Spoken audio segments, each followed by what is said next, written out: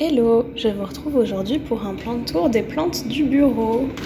Je commence par une petite vue générale. Je les ai toutes regroupées près de la fenêtre en fait maintenant. En premier, c'est Alocasia Black Velvet du coup qui vient de dérouler cette feuille là, qui est du coup très belle, toute neuve et tout. Elle était en train de faire pousser une autre feuille, mais je crois que j'ai un peu déconné sur l'arrosage.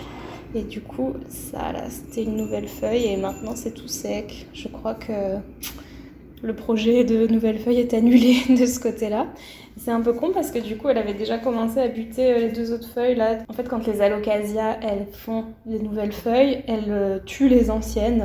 Donc en général, si elles lancent deux nouvelles feuilles, elle va en tuer deux. C'est très rare qu'il y ait une nouvelle feuille qui apparaisse sans qu'il y ait des feuilles anciennes qui meurent. Bon, j'espère quand même que ça va arriver parce que là, ça va être un peu ridicule d'avoir juste ça. Encore que c'est pas forcément terrible. Faudrait que je trouve un cache-pot sympa qui aille bien avec les autres. Là, du coup, j'ai acheté une petite misère Nanook depuis le dernier plan de tour. Comme elle est très près de la fenêtre, elle est très jolie, je trouve. J'ai laissé dans son petit pot violet et j'ai pris pour faire un cache-pot transparent un gobelet de limonade de chez Emily's Cookie. Et je trouve que c'est très joli en fait comme ça, donc parfait. À la base c'était plutôt pour protéger le bureau et finalement je trouve que c'est pas mal comme ça, donc je vais laisser ça. Derrière, on a l'orchidée que j'essaye de refleurir. Elle ne refleurit pas du tout, hein. Il y a une espèce de feuille qui pousse derrière. J'essaye de tourner une vidéo évolution, comment refaire fleurir une orchidée, etc. Genre vous coupez ici et puis ensuite ça va faire des kékis, je sais pas quoi. Il se passe que dalle, que dalle. Donc peut-être qu'elle va finir dans la poubelle, mais c'était déjà un sauvetage cette orchidée, donc au pire c'est pas trop grave si... Enfin, voilà, je l'ai déjà récupérée dans une poubelle, donc elle est déjà en sursis finalement. Comme toutes les orchidées avec moi d'ailleurs. Derrière, on a ce philodendron Imperial Red que j'ai arrosé aujourd'hui, que j'ai arrosé et que j'ai même douché, surmonté de son petit tuteur zigzag. Et puis ça va, il pousse bien. Je l'avais pas mal bouturé d'ailleurs, on va voir ses boutures après. Et voilà, il continue. Il faut que je sois un peu plus sérieuse sur l'arrosage. Faudrait peut-être un jour que je le rempote, mais j'ai la flemme en plus avec le tuteur. Je sens que ça va être une galère sans nom, donc je le fais pas. Ensuite, toujours dans les orchidées en sursis, on a celle-là, qui est peut-être un peu trop près de la fenêtre. Je vois que cette feuille, elle jaunit. Je trouve que ça se voit pas des masses à la caméra, mais en vrai, elle est pas du tout du même vert que celle d'à côté. Si, quand même, ça se voit. Celle-ci paraît plus foncée. Mais elle est pas juste plus claire, elle est aussi jaune. Cette feuille-là, elle est éclatée. Donc j'avais vraiment envie de la jeter. En plus, vraiment, elle est censée refleurir tous les ans. Ça fait 1 an et demi que j'attends qu'elle refleurisse. Là, elle ne fait rien du tout. Donc je pense qu'elle va finir à la poubelle quand même. Là, il y a un reste de la dernière ample florale. Tiens, on va l'enlever. Bon, c'est plus compliqué que je pense. J'ai juste réussi à la couder.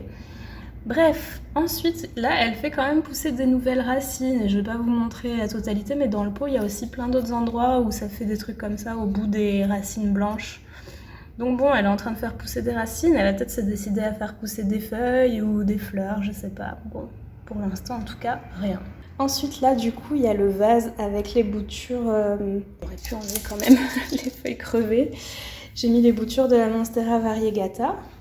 Faut que je fasse attention parce que c'est quand même un peu trop près de la fenêtre et j'ai peur que ça crame avec le soleil direct. Mais bon, après, j'ai quand même envie que ça prenne bien la lumière, alors j'ai pas non plus trop envie de l'éloigner. Enfin bref, j'en suis là. Je vais pas vous montrer tout le détail de tout ce qui a poussé. Il y a une autre vidéo déjà que j'ai faite là-dessus.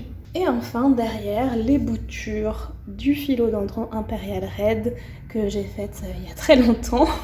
Dans le dernier plan de tour, je disais que oh là là, quand même, il fallait vraiment que je les rempote et tout. Eh bien, je ne l'ai toujours pas fait. Donc voilà, là on est au printemps. J'aimerais bien aussi prendre un bouquet pour décorer aux couleurs du printemps le bureau. J'avais mis ça du coup parce que je trouvais que c'était un peu les couleurs de l'automne, les graines de l'été, tout ça. Et celui-là, un peu pareil. À la limite, lui, je trouve qu'il pourrait faire un peu plus printanier, mais j'aimerais bien trouver un bouquet de printemps un peu dans ces couleurs là, rose pâle, blanc, et le mettre dans un vase. Alors, j'ai le vase du philodendron Imperial Red. Enfin bon, à la base, c'est pas le vase du philodendron Imperial Red, c'est devenu le vase des boutures du philodendron Imperial Red. Et en fait, je trouve qu'il s'y prêterait plutôt bien. Donc vraiment, il faut que je rempote ces boutures là, que je m'en débarrasse, je sais pas, que je fasse quelque chose.